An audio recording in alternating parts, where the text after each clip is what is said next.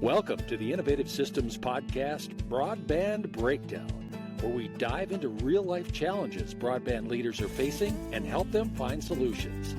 This is your space for innovative ideas and expert solutions. Let's get started.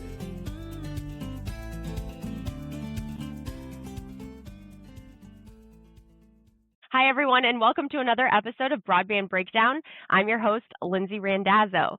Today, we have a wonderful marketing panel discussion, so I'd like our panelists to introduce themselves and each tell us what marketing means to them and to their organization. We'll start with you, Jill. Hi, I'm Jill Marx, and I work for Fort Collins Connexion, which is a municipal broadband service in Fort Collins, Colorado. What marketing means to me is, we're community-owned fiber internet, and so we really want to maintain that local feel. I think for our brand, and I think for me, it's like marketing means, what is going to make a resident decide to go with us, and so really getting in the mind of the resident and the consumer, and like what sets us apart from the competition, what's going to make them choose us. And then sort of, developing the marketing strategy and tactics around that mindset, and around the different audiences in our community. That's great. How about you, Curtis? I'm Curtis Dean. I'm Executive Director of Community Broadband Action Network. We're a nationwide nonprofit membership organization. Marketing to me is strategic storytelling. And in fact, my first job in broadband, so to speak, was right after being a journalist. And I took that same storytelling capacity into the job. And that's, the approach I've always taken, not only for my own events that I've been involved with, but also in giving advice to our members is tell your story, tell it well, and tell it consistently, and tell it across as many channels as you have access to. I love that, and I love storytelling in marketing and really focusing on that. I think it makes a difference. Amber, how about you? Welcome. Thank you. My name is Amber Rodriguez. I am the Senior Director of Growth Marketing at Surf Internet. We are an ISP in the Great Lakes area. And for me, marketing it's beyond just storytelling. It's the representation of the brand. But the way I always look at it is marketing is like the hostess of a restaurant, right? That's your first impression when you walk in the door, and that's what marketing should be doing. But it's even beyond that. I feel like marketing isn't just one department. It's every person within an organization. They all represent the brand, and are all your salespeople. And then it goes beyond just, the people within your organization. It goes to your customers. It becomes part of, your municipalities, your city leaders, anybody that's going to be touching your product at the end of the day. Become marketers for you. And so it's how do you represent your brand? How do you tell that story? How do you set yourself apart from any other provider that might be like you?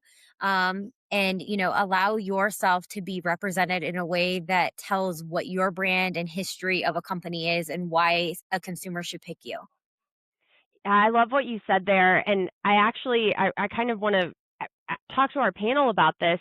How important is executive buy-in for marketing and for your executive team to be on the same page, and for marketing to have a seat at the table in determining what happens operationally and kind of soup to nuts, start to finish, to really execute a marketing strategy well? Maybe Amber, we'll start with you if you'd like. Sure. For me, I feel like when you look at your executive leadership and you have representation across the board, operations, IT, technical support, finance, accounting, the list goes on and on. You all make up a piece of a recipe, right, to get your end result. So you all play a part in what you're doing. But I think with marketing, it's a connection of really understanding the whole organization and what's happening, because marketing doesn't happen just after the fact of when you get the build done. It starts way before that. It starts when your business development team is going out and looking at where to build next and how to connect with that community. And it starts early on. So marketing has a seat at the table the whole time.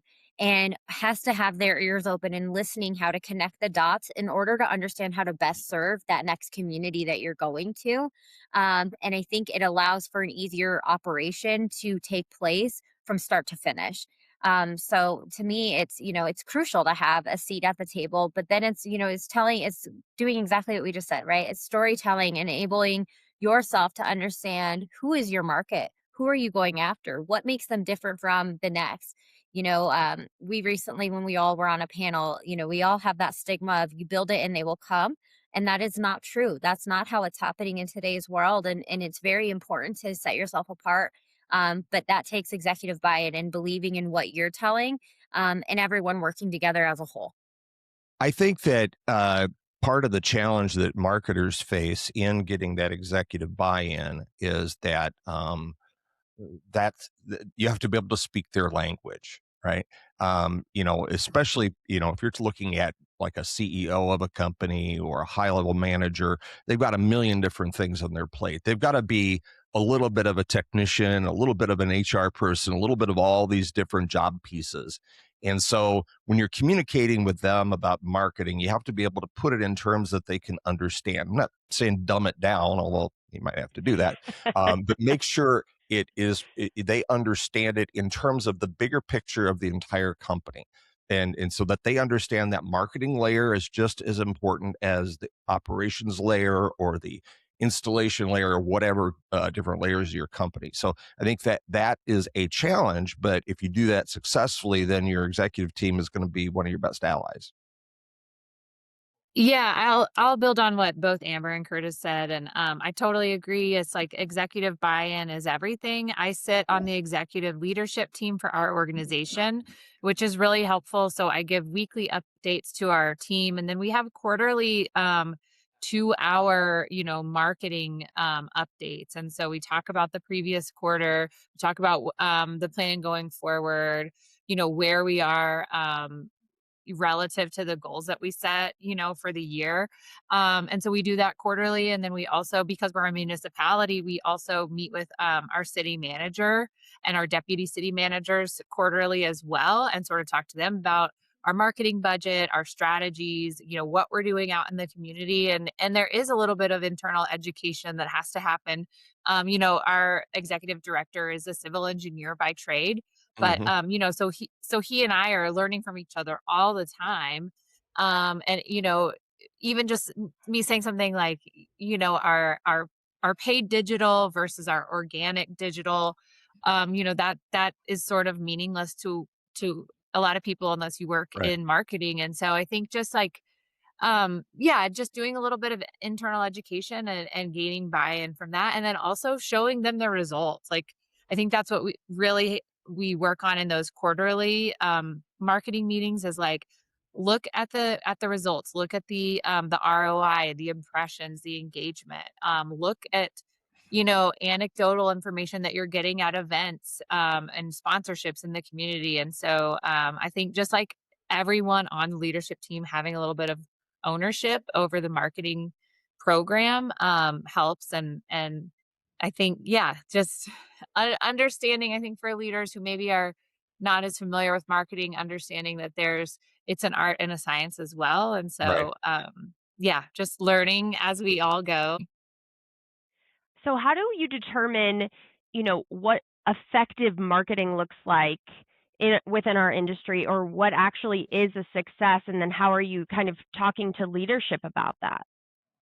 And anyone can take this one. I think for me, it's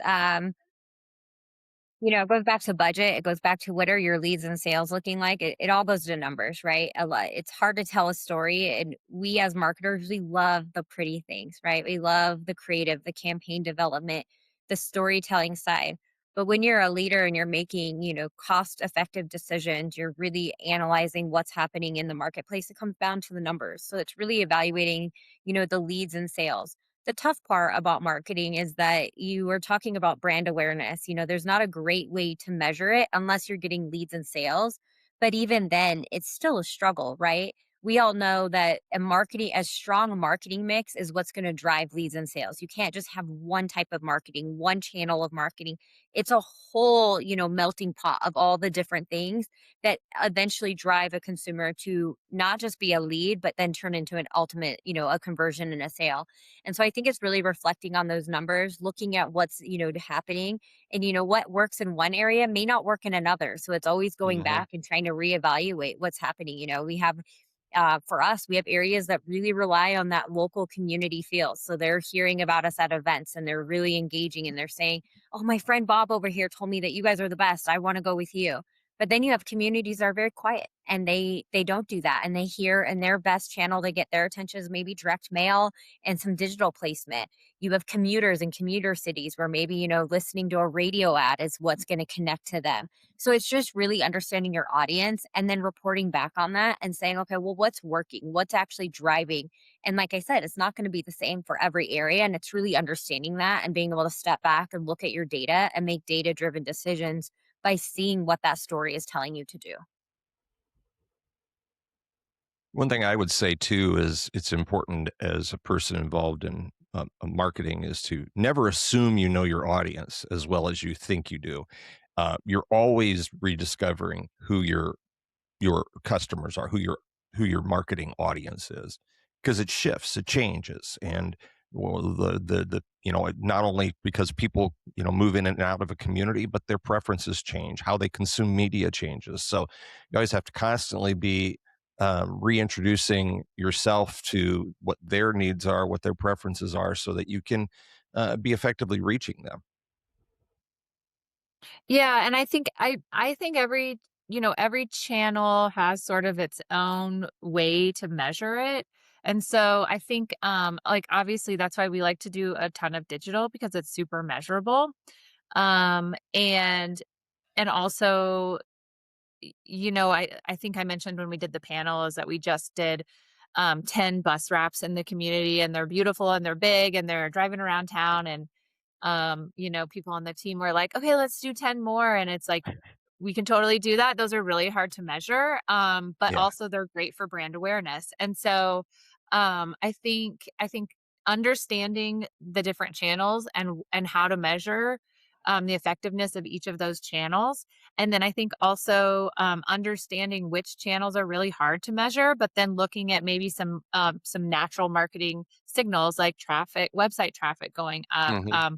We've doubled down on our market research this year, so we're doing quarterly focus groups with different audiences in the community, and so really like deep diving in those of like what are you listening to, where are you in the community, and I mean, yeah, we just did one with our college students in town. We learned a lot from that, and so I think just knowing which ones, how to track each channel, and then knowing what effectiveness looks like and a good ROI. And then also there is like a little bit of like, you kind of have to take a leap of faith with some of these channels and just understand that that's going to be that top of funnel, like high brand awareness, that's going to kind of lift everything. Yeah, sometimes you have to just try things, and you may not be able to evaluate whether how successful it was until after you try it. I know back in when I was doing a daily marketing budget for a broadband company, I had the normal channels that I did, but I always had this little contingency fund over there to try something different, something that I hadn't done before, to see if it generated results. And sometimes all the results was somebody catching you at the grocery store saying, "Hey, I saw that banner you put up in the outfield at the baseball stadium. That was cool." But you need to explore, because that's how you'll discover what new channels may be out there that are emerging that you weren't aware of. Yeah, I love the multi-channel approach that you all really mentioned. And I think too, you need all of these channels, and it depends on your market segmentation and your demographics and even the time of year. I think all of this matters and factors in. One thing that I think you brought up, Jill, and maybe Amber as well, I think that there's something to be said for mailers, yard signs. I love the world of digital. I think it's great. But can you talk to us about why printed material works and how you all are utilizing it. And then how are you capturing it on the back end? I know most people don't remember and say, oh, I saw a yard sign. Maybe they do, or a door hanger. How are you measuring that? And let's talk about print for a second. Yeah.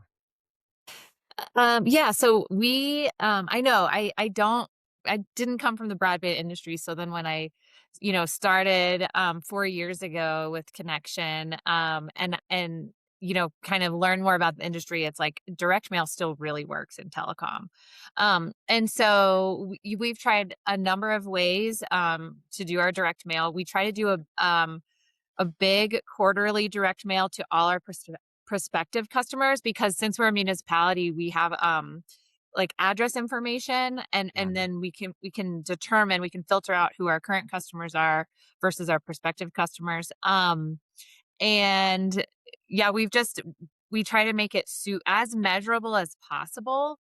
And so we do, so each of our residential sales reps, we create a piece of collateral that has a unique phone number on it, and a unique QR code, so that we can measure the sales and leads that way. And then we just, again, like for us, we just really try to, since we're so like hyper local, we have our community has a lot of trust in its local government, which is not the same everywhere. Like Amber was saying, communities are different. Like I've lived in some communities where I'm like, oh, they would never go for the municipal fiber internet. But in Fort Collins, we're lucky that people really trust the local leadership. And so I think too, like to talk about the yard signs, like, we do a yard sign promotion. So every time, every new customer that signs up, you get $10 off your first bill if you put a sign in your yard for 30 days.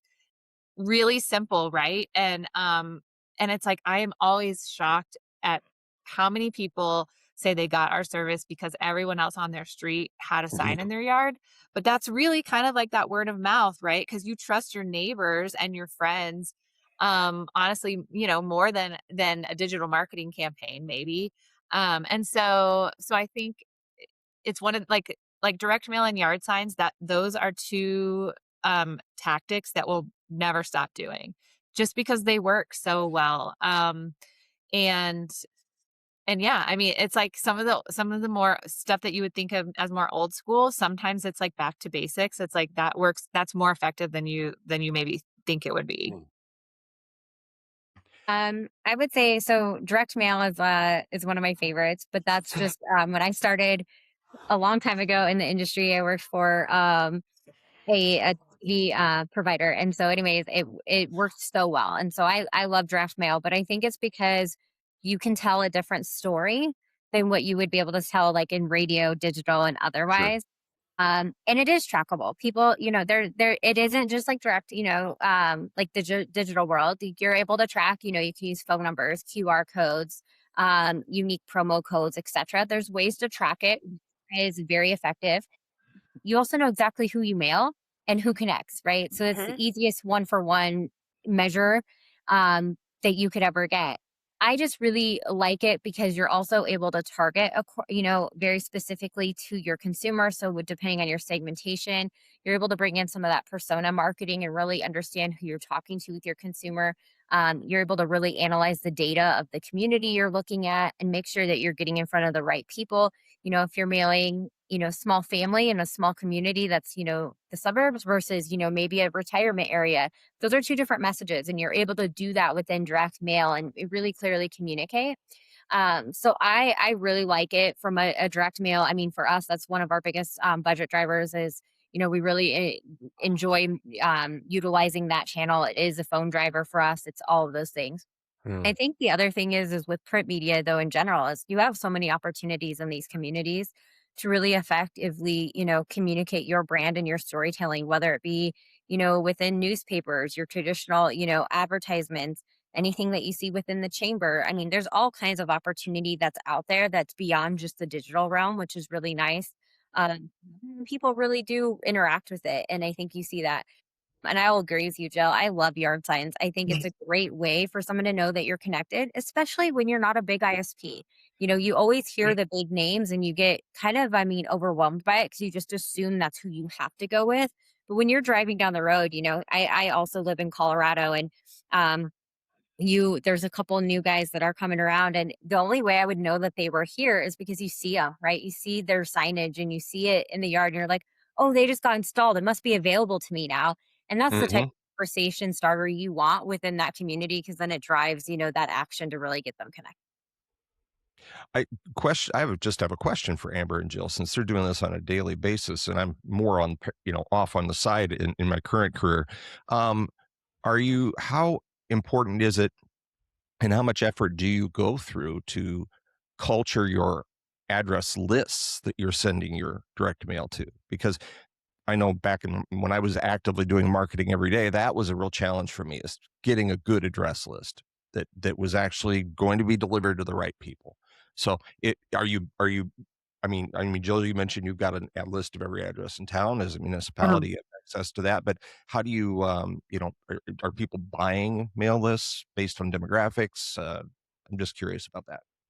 I think for us, yeah, I think we are maybe a little unique in that, and that we do have like the address, like the physical address list, to every residence in town. We might not, have,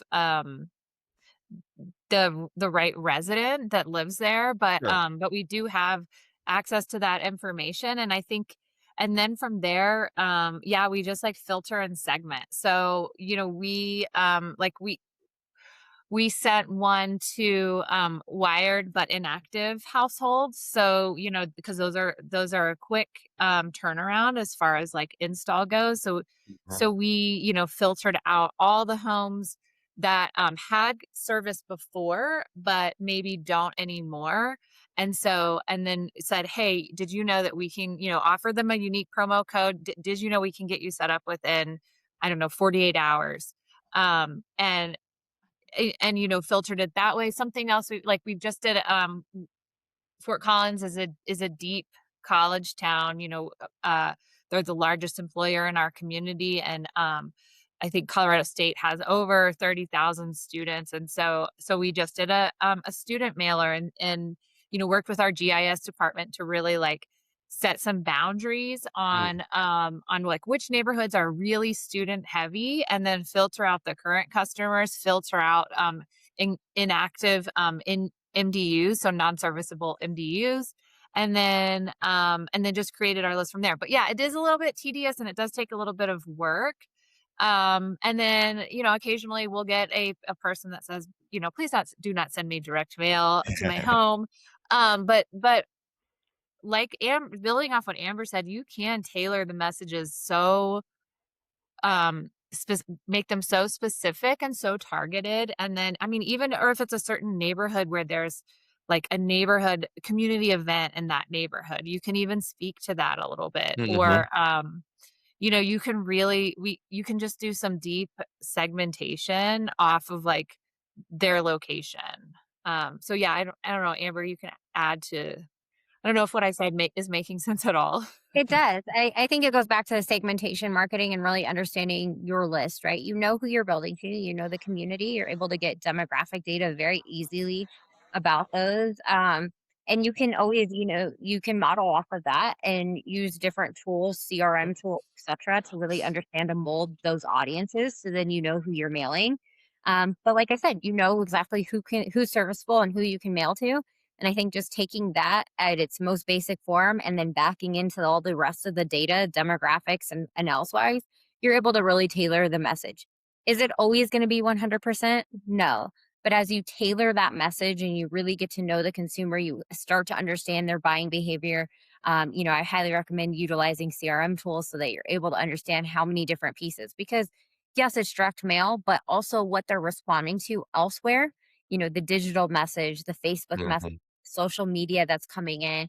Are they able to hear the radio ads if you place those? Did they drive by a billboard that you have? Is that in their local community? When you kind of start pulling that all together into the mix, you can kind of understand, well, what's resonating. Because the comment is, you need to see something 8 times before you're going to act. Right. And so is all those things happening? Does it have to be just direct mail? No, absolutely not. But there's a good mix in there. And I think taking those learnings, you're able to refine what you're doing. I got another question. I'm sorry. Yeah, Oh, when I I love got it. marketing brains around me, I just have lots of questions. Are you uh, for direct mailings, are you finding certain formats of like postcard size work better than others, or you be able to really analyze that? I've been told by various, oh, the big ones don't send them because they're too big, and others say, well, the small ones are too small. I don't know what size or format, and timing wise. I assume you don't want to do a postcard mailing during an election. We've tried a variety of like sizes and formats. We like maybe 3 years ago now, I did one that was like open, and it was like it kind of opened up and it was multiple pages. That one worked pretty well. We also did like recently we did a die cut one, so it was like had like a flower shape. Oh yeah. Um, it was a little bit expensive to print, but it was adorable. The mailing, like some of them got a little bit messed up in the mail. I mean, we're like working with snail mail here, so um but honestly, the to me, it's not. I think our regular 4x6 or 5x7 direct mail piece works just as well as long as there's a good promotion on it. Right. It So all that's goes what back we've to the found. message, not It necessarily all the Yeah, it all goes shape of the back paper. to the message. And I think Amber said this maybe on the panel or when we were leading up to the panel, but like we've had like consistent direct mail campaigns. So we'll have artwork that looks similar, and it's kind of and so maybe like seasonally we'll update it a little bit, update the message or the promotion a little bit, but like you can tell it's from the same direct mail campaign. And so one of our best promotions that we do, because it's a good deal, is first 2 months for $2. And so like I mean, I know maybe it sounds cynical, but it's just like a really good promotion. That's what gets the calls and the signups. Um but yeah, we've tried it. The die cut one was like so cute. We were so proud of it. Like I think you can like open it and then like pull out the flower. It was adorable. But honestly, yeah, a 4x6 postcard works just fine too.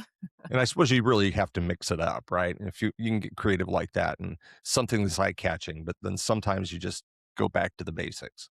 Exactly. Yeah.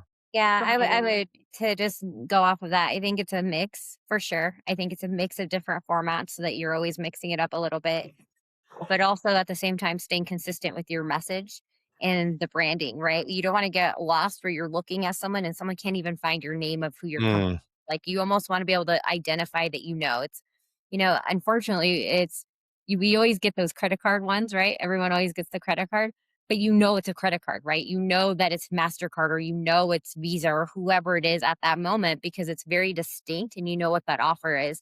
But I think it's the offer, the promotion, the message that you have on there. And then something that, a lot of people, I don't know if they take advantage of is, the postal service always is offering discounts. Pay attention to what those discounts are so you're getting the most for your dollar. Sometimes it's as simple as just, mixing up the type of envelope you're using. It's adding a little texture, whatever it might Mm. be. And that also helps drive down some of that cost and make you a little bit more efficient while not having to make a giant change to your campaign itself. We've had some customers too. I love direct mail. I think it works really well for a lot of our customers. And they have really been focused on doing things purposely throughout the year. So it can't just be one message, one postcard, and you kind of wait and you see what happens. And they've actually had some success. Yes, as Jill, you mentioned, those promotions, I think, get a lot of calls and get a lot of activity, and the signups online are great. But I know two people that have had a lot of success doing, like Santa visits or hosting an event and using a postcard to promote the local event. Yeah. And I Yeah. think, you do the QR code, you get them into your funnel, into your CRM by saying RSVP here, it's free, you can bring the kids. A lot of people I know too have had success with summer picnics or summer events, same sort of scenario.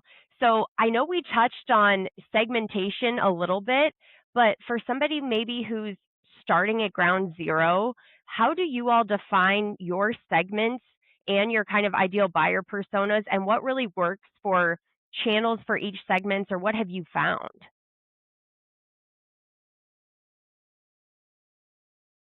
I could start. I think it's really, I think it's reading the data, right? It's the first thing is really understanding, but it's also communication within your organization itself. Understanding your business development team, what have they learned? There's always market research that's going into when you're looking at a build, but understanding who that is, right? Understand the lay of the land, do your research on the area you're in, and then start to kind of play around and test. You don't know and what you don't know. So you have to kind of test. I don't think it's like, oh, let's just spray and pray everyone's going to get all the direct mail and they're going to respond. That's not the best mix, right? You have to kind of try a few things. And if you're getting respondents, great. If not, turn it off and move to the next one. Or, shift your dollars around so that you're doing a mix of different marketing. But I don't think there's a perfect recipe for any one market. I think it's almost like you kind of throw it all at the wall, see what kind of sticks, and then kind of refine over time. The other thing that I think is a struggle, it's not as much as in the digital world, but in the offline channels, you can't just throw it out there and expect some magic to happen over, 14 days, 30 days. You're waiting 60 to 90 days before you Mhm. really get a feel for what's happening. And I think that's the hardest part is someone that might be just starting out. They want that instant, gratification of knowing Yeah. that calls are happening and actions taking place. That's not how it happens, right? We have to give it some time. So the other thing I do think it's, important is that you do need to utilize your digital channels though in those areas because they are able to quickly learn, take those Mhm. learnings and apply them elsewhere. Something that might be resonating in digital may just as well resonate on radio or, direct mail or maybe a tagline in a billboard or that offer that's driving, but kind of utilize all of it. So don't just, get narrow tunnel vision on one thing and expect the instant results. You have to kind of explore all options. Yeah, and I can build off of that too. I think I think it's just a deep knowing of your community. And I think, being a municipal provider, we might have, just a deeper knowledge of that, just because our audience is like, so specific. It's within the city limits, and there are constituents. So we really try to like we understand the makeup of the community and the demographics. But what I will say, and yes, I think Amber, it's like a lot of it is just trial and error and what resonates with people. I can give an example. Late last year, like I said, Fort Collins is home to Colorado State University, and so CSU students and then faculty and staff are a huge part of our community. And so at the end of last year, we have almost 27,000 customers. We pulled demographic data and learned that really we only had like maybe 500 customers that are in that 18 to 24-year-old range.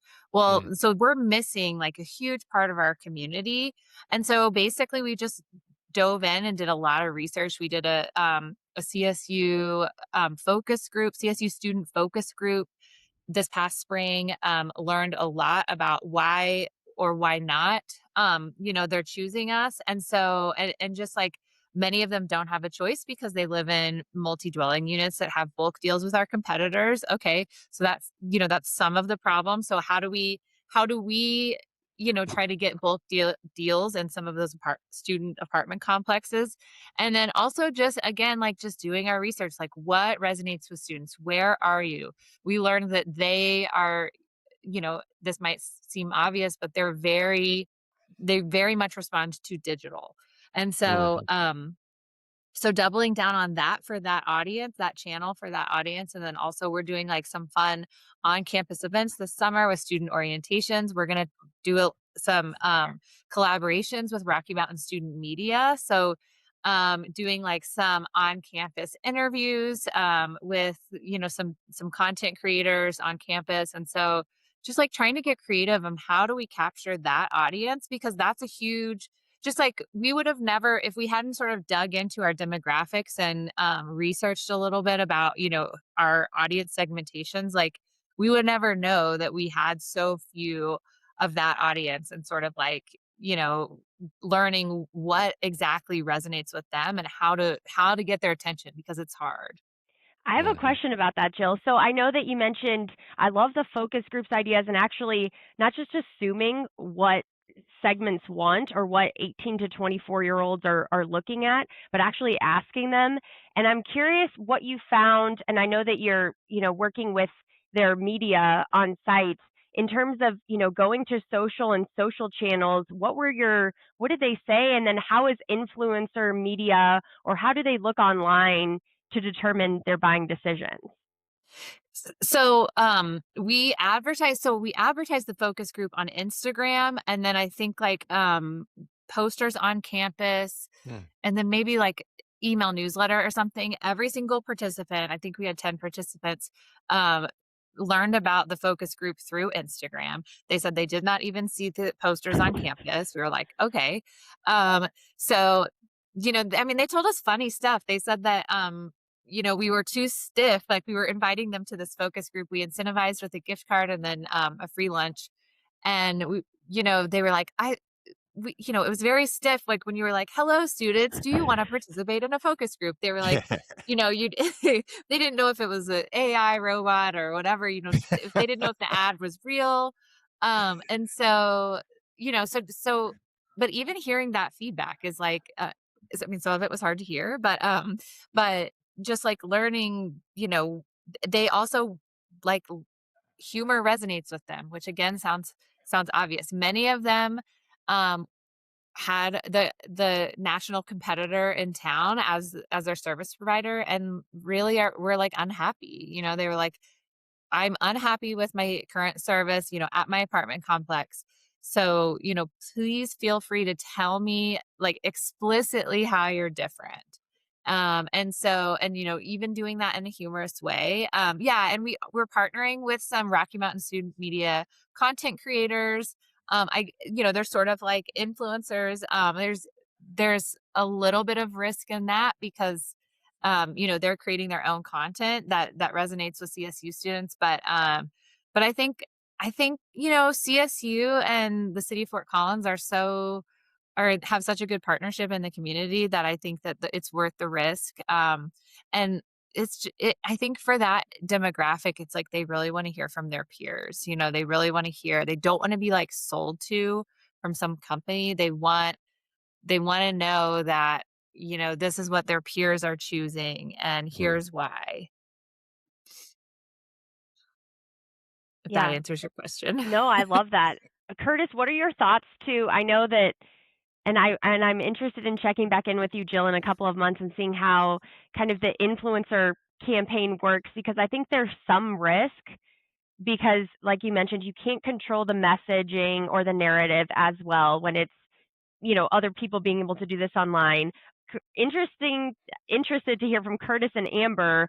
What do you all think, about kind of utilizing different channels, especially when targeting that younger demographic, or what else have you been doing that's working for kind of your 18 to 24-year-olds? Sure. I'm a big believer in meeting people where they are. I don't try, instead of trying to coerce people to get your message a way they aren't using, consuming media, meet them where they are. Big fan of events or visibility. I think that's perfect for a college campus, being visible, being, seen and in part, in their natural environment. I'm also thinking that in addition to, we're talking about kind of almost like mass marketing, but I think direct sales is really important. That door to door, whatever you want to call it, is vital, and I think that that's something that a lot of ISPs are not utilizing well, and I think it's because they don't have the internal skill set to train and coach those people, or they want to farm it out to somebody and find a direct sales company to do that for them, and or have done so when they had a bad experience, so they give up on it. But I think that's a very important channel that some ISPs, especially I think, Jill, like ones in your position, municipalities are shy away from that, and maybe they shouldn't. For sure shouldn't do it, because that's, it's a relationship. A one-on-one is in the end, that's how you make a sale, is two people talking about something. A piece of paper gets their attention, but in the end, it's a discussion between two people. Yeah, 100% agree. Yeah, I agree with all that. I also agree with event marketing. I think you see a lot of people, younger folks that are going out festivals, county fairs, all the things that, local communities are doing. I think digital is obviously a really big one, but it's also offer. I think it's really the offer and promotion to grab Sure. that audience's attention, right? And making sure that you are promoting it in a way where they can connect, the dots of why is this beneficial to me? Why pick your brand? Why are you the most reliable? Um, and I also think just playing around, with other forms of digital type of advertising, whether it be CTV, radio ads, Mhm. etc. Those are all things that they're engaging with and connecting to. But then also just word of mouth. I think that really, goes a long way of understanding who's the best provider out there. They want to make sure it's someone reliable. Do all of you or any of you know, do you do review campaigns, or have you had success with the review campaigns, or doing a push to get more Google reviews, or getting that Mm. feedback and then keeping that captured so that people can, when they look you up, they can kind of see and get that, nod from their peers or people in the community? Yes, so we rely heavily on Google reviews. Like I said, I mean, we're so local, and so people really do like word of mouth, and just community perception is so important to us. And so we've done some like internal contests for our installers, like whoever gets, like there's a prize for whoever gets the most Google mentions, review mentions. We were finding that it was, like our installers would be deliver, or even our CSRs would be delivering this like amazing experience, getting so much feedback. And I would always be like, ask for the Google review. And they Hmm. thought that was very awkward. So our marketing agency actually suggested this, but it was a great idea. But so we just made them little business cards for Google reviews with the QR code. And so if they're having like a great interaction with the customer, um, and even like at our CSR, even at the CSR window, same thing. And then you can just hand them a business card that's like, hey, if you feel up to it, here's a way to do a Google review. And so then the card explains everything, how to do it, QR code that leaves them right there. And so that helped a lot. And then the internal contests, the like internal incentives work so great too. Yeah, they get, like, super competitive with it, and, but I think that really matters. We also monitor our Reddit thread, and, we don't respond as an organization. Because we just feel like that's a place where people should be able to honestly share their feelings, and shouldn't be, you shouldn't have to interact, with, an employee, but, like, we just monitor, and we take that feedback, and we're like, okay, it seems like this is a challenging customer, touch or whatever. Or Mhm. there's a lot of tech support calls around this one issue. And we sort of like monitor those channels, or like next door channels, and kind of see what people are saying, and just like modify our customer experience based on that feedback. Yeah, reviews are amazing as long as they're positive. I think what's interesting is you say reviews, but I also think it plays into customer testimonials, right? Like really Mhm. allow your Yes. customer to tell your story for you. Someone's going to believe Yes. your next door neighbor before they're going to just review a random, advertisement. So I think we're relying heavily on those as well, and plays a big part. Yeah, I think that's another channel that honestly a lot of ISPs don't use as much as they could and should is the testimonial route. Um, and gathering testimonials from the demographics that you want more customers from would be really helpful if you can identify who those people are and burden them with the with the ask, because we're all naturally, we don't want to ask people things like that, but you have to kind of get to the point where it's just part of your flow of business. Agreed. And if you can use a CRM and be on a cadence where you say, let's, check in with it, it makes it easier. Okay, last burning question. I know we've talked about segmentation and we've talked about channels that work, and, what works and what doesn't, and kind of, iterating as you go, and using the data to really see and define your story, and focus on what channels. Okay, but let's get back to maybe the whole point of all of this, or how we do all of this, how do you define a marketing budget at all? Like, where do you start, and how do you define that, and what does that look like? And we'll start maybe with Amber. I think for me, it's really understanding the organizational goals, right? As an overall organization, not just marketing, but what are we trying to achieve as an organization, and working your way backwards from that. You Mhm. know how many homes passed you're trying to hit for a year. You know what your sales goals are. You know what your connect goals are. Work backwards and figure out where does that play in, and really figure out what's your the average cost per acquisition that you're willing to spend to go after, and start backing into your numbers and your channels. You know which channels are the most effective, and you really got to rely on the ones that tell the best story from a numbers perspective. So which ones can you get the best reporting from, whether it be digital, direct mail, the phone call interactions, promo codes that you're utilizing, so that you know which ones are actually driving that sales and leads. And then work backwards from there and understand what that mix looks like. It's not easy. It's not like a, snap of the fingers that it's done, but it really comes down to just playing the math and understanding what that end goal is. And I think starting from that end goal and working your way backwards is the best way to start.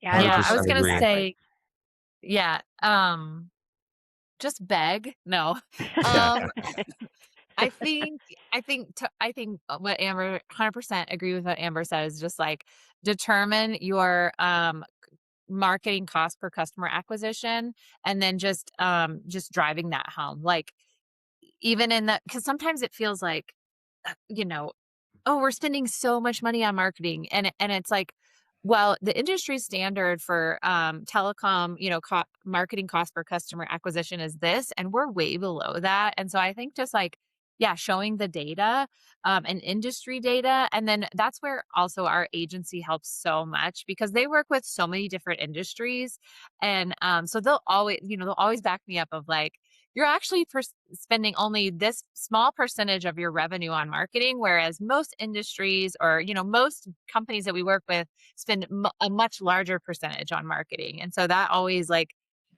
I'm always like so thankful that they can do that and just like have that more broad perspective. But yeah, I think just always coming back to that cost per acquisition. Mhm.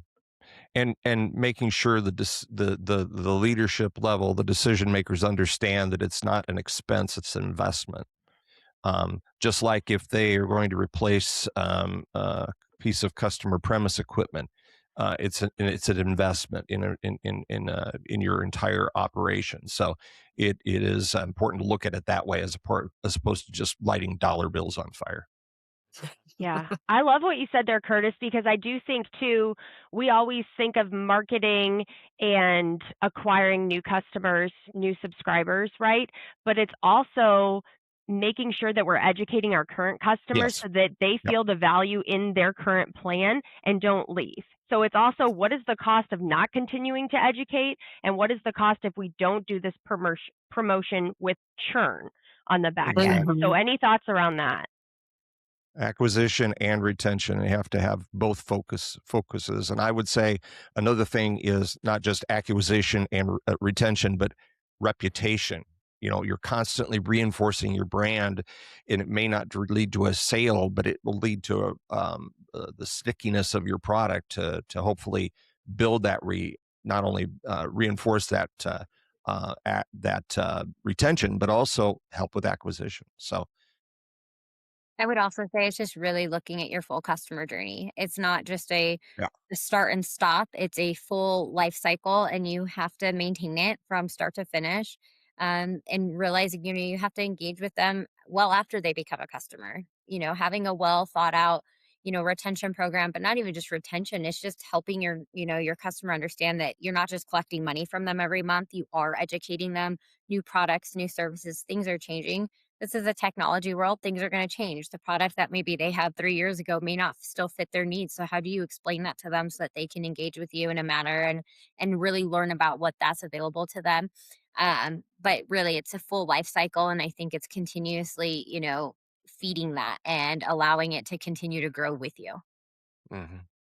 Yeah, I think I totally agree, and I think you just don't want the only time you talk to your customers is when they're paying a bill. You want to engage with them in other ways. Yeah, through education. And that's again where like community sponsorships really come into play. I think that we sponsor 2 big music festivals in town. I think it's like interacting with them at those community events and also understanding like our values are aligned, like we're local and we support these local causes and events too. And so that's like meaningful to people. So, so we've done a lot. We're trying to do a lot more with our like nurture campaigns, and just, staying in touch with them and not just constantly asking them to pay their bill.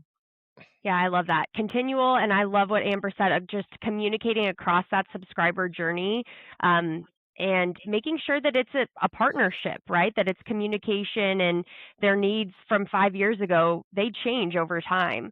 Well, thank you all so much. This has been a wonderful conversation, and thanks for joining Broadband Breakdown, and we'll all talk soon. Thank you. Bye. Thank you. Bye. Thank you. That's a wrap for this episode of Broadband Breakdown. Got a problem you need advice on or a story to share? Reach out. We'd love to hear from you. Until next time, stay connected and keep pushing for progress in rural America.